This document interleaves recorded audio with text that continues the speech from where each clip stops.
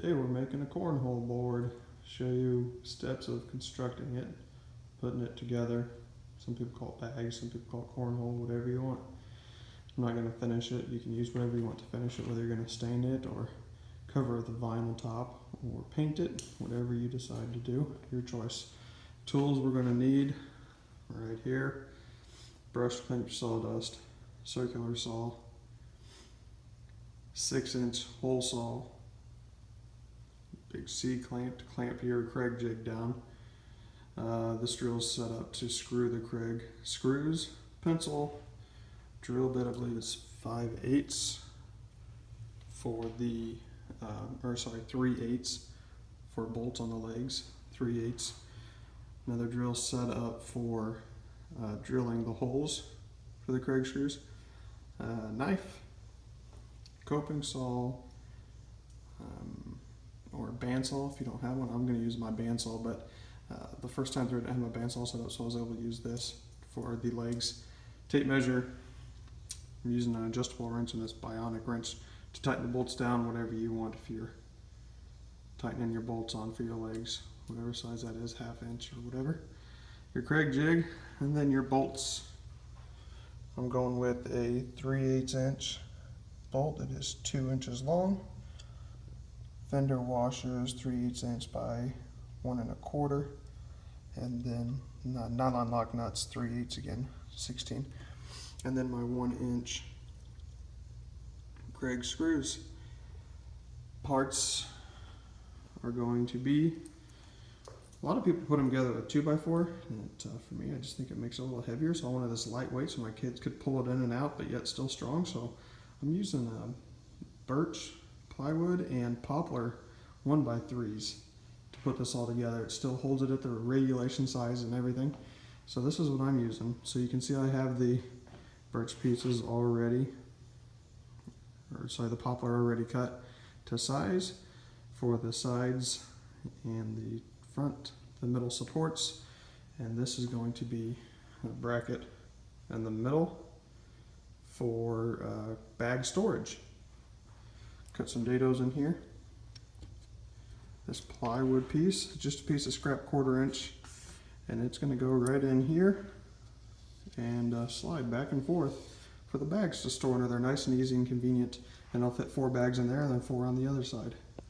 Total cost for this, coming over to my receipts, most expensive part was the wood, probably was the 6-inch hole saw. But anyway, here's the price list here for hole saw and lock nuts, washers, all that fun stuff. So that one was about, what's that, 70 bucks.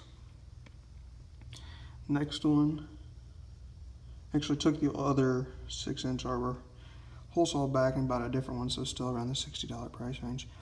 And then the birch plywood and the poplar 1x3s were another 77. So the hole saw is the biggest expense here, and I got enough of the plywood and the 1x4s or 1x3s to do 2 whole boards, so a full set.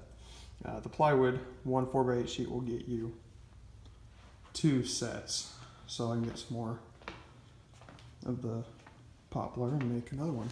Here is my drawing of everything we're doing. So everything listed out here for you.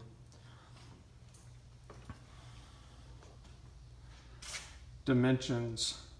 So starting here with cornhole, you need 8 bags, 6 inches by 6 inches, and they need to be 14 to 15 ounces. That's just shy of 1 pound. Your playing surface, the plywood top needs to be 24 inches by 48 inches. The storage cross member is 12.5 inches. I need one of those, one of the bag storage door. That's that piece of plywood, it's 1/4 inch. And you can see the sizes there. The stars indicate, that's kind of up to you on how big you make that, how wide you want that to be. This worked really well for me just to keep the spacing even on my brackets underneath. You're going to need 2 rails that are 47 3/4 inches long, 4 stiles that are 22 1/4 inches long. 2 of them are going to have that 1/4 inch dado to accept that bag storage door, that 1/4 inch ply. You need 2 legs, 24 inches long, and you can see how I came up with the dimensions for the size of those stiles right there.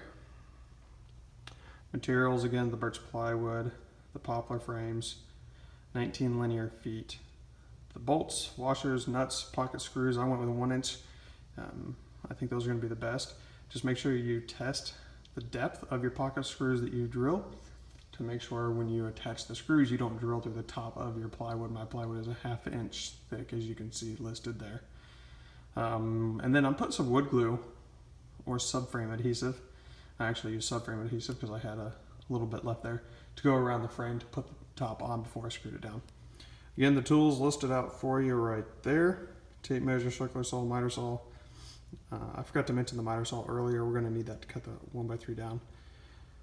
The router I didn't mention earlier with the flush 1/4 inch bit. You can use a flush bit and a 1/4 inch bit, 1/4 inch bit to route the holes or the dado for the door, and then a flush trim bit just to trim up the edges of the plywood around the frame to make it nice and neat and smooth all the way around. Pocket hole jig, clamp I showed you, drills, Phillips bits, long extended bit for the pocket holes, 3/8 inch drill bit, 6-inch hole saw, pencil, handsaw, bandsaw, sander to smooth the edges up, and the wrenches to tighten the bolts down. First thing you want to do is cut everything to size, and I gave you those dimensions. After you cut them to size, you're going to route the dados and those 2 support cross members. After that, you then are going to drill the pocket holes. You want to route the dados first, that way you don't accidentally put pocket holes in and then your dado goes right through a pocket hole. So make sure pocket holes don't go through the dados. On the longer pieces, they're going to be 5 1/4 apart for your pocket holes, and then on the shorter pieces they're going to be 4 1/2 inches apart on the pocket holes, and I went from the outside in both edges. You're then going to drill the 1-inch hole and the 1/4 inch bag holder door. That I'll show you as soon as I flip this the board over. Once you get everything cut and drilled, then you're going to assemble it. Put a little bead of glue on there, the screws, square it all up, and then flush trim the playing surface with the frame. To show you what I'm talking about on that 1-inch hole, that's to move the door. So I'll come back here to the board. So here's my playing board. We're going to flip it up. And underneath here,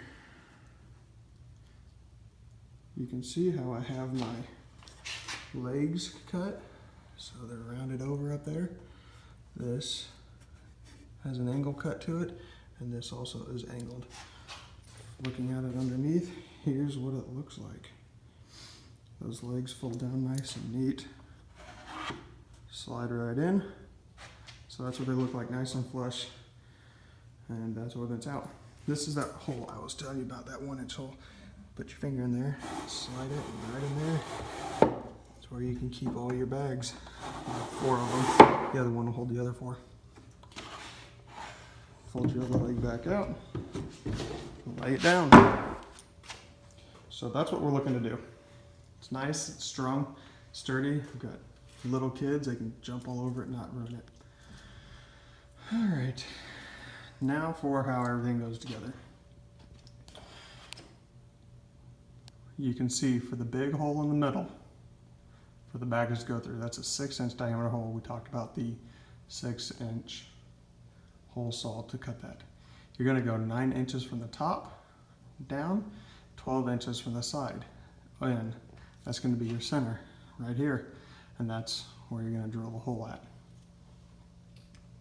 All the dotted lines is with the frame underneath it. 6-inch diameter hole, 12 inches from left to center, 9 inches from the top down. Spacing on those supports, you can see this one, 17 1/4 in, 17 1/4 up. Again, that star up there indicating just however big you're going to make this door here. Make sure you count for that to put everything in. That's based on what my scrap piece of 1/4 inch ply was. Sliding door for the bag storage. And then we bring it in here a little closer so you can see a little bit more of what we have going on. This hole right here You're going to come 6 inches from the center of this support here to the middle of this. This is actually the edge. The center of this is actually the edge of the plywood. So from the edge of the plywood up is 6 inches up, and then 1 inch from the edge here in. Again, we're creating the 1 inch hole there. Total width 10.5 inches to the edge of the bag storage is going to be for this cross member support. That way you can get your finger in there and slide it back and forth. And then when you slide it this way, obviously this is going to open up. Okay. Next part is the legs. Legs were a little tricky just to figure out the right dimensions and everything to still account for the 12-inch height, overall height of the playing board. So there you go, 12 inches. The bottom angle down here, 17 degrees. Total is 2.5 inches on this. Again, it's a 1x3, so 2.5 inches. 17-degree angle on this cut. Up here is an 11-degree angle.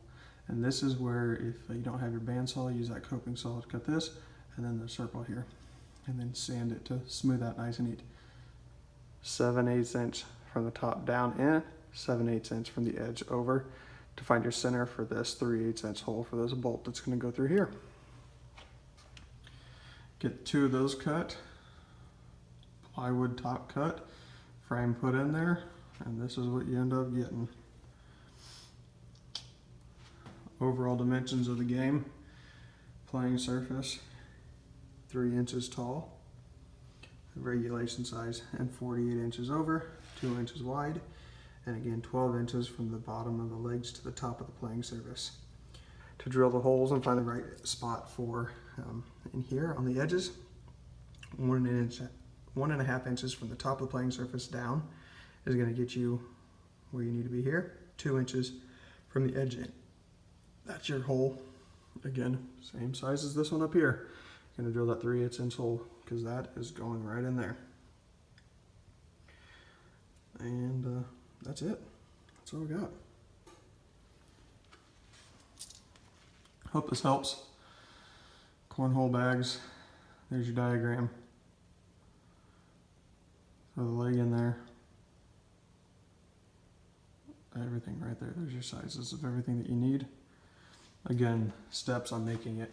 Cut everything to size.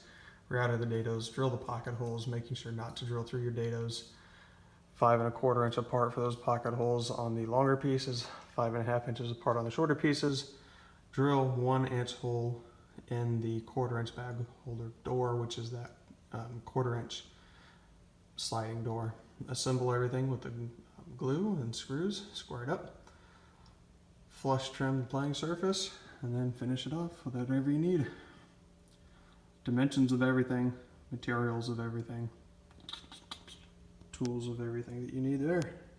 If you have questions, leave comments. Sorry this was a long video. I like to do shorter ones, but hope that works out to get you some nice, neat, pretty fun cornholes for your backyard. Enjoy.